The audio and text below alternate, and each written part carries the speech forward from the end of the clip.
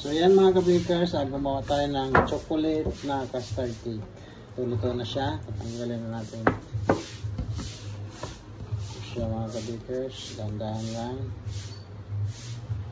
Push lang natin yung ibabaw ng paganyan, tapos hila. Yan ang ating chocolate custard. Isa naman.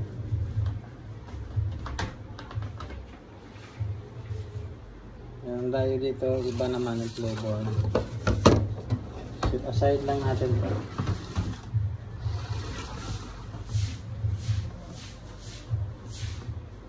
Bale, ito naman yung ano lang to. Yung plain, walang flavor to. Yan.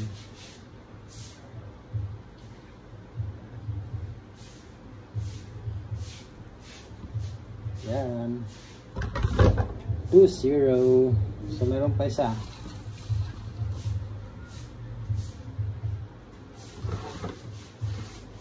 Itong isa plain lang din to mga ka-bakers. Bali yung isa lang nilagyan ko ng flavor chocolate para maiba naman. So discard lang mga ka-bakers. Siyempre pag chocolate custard, yung ano natin doon, yung ating mamon is chocolate din talaga. Kailangan may flavoring siya ng chocolate talaga.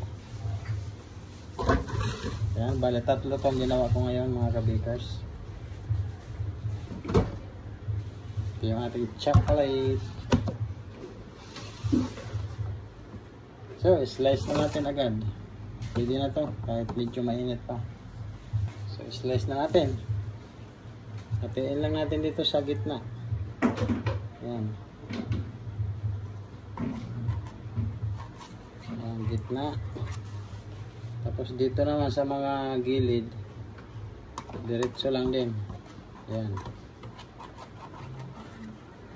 Tapos hatiin natin dito para maging pantay-pantay siya. Yan. Yan, ganun lang siya kadali. Tapos hati na lahat.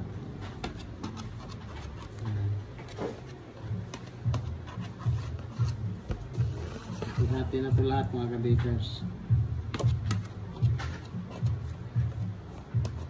Yan, meron na kayong chocolate custard cake. Ayan siya mga ka-bakers. Ang ating chocolate custard cake. Yan, hanggang dito na lang. Maraming salamat. Thank you for watching.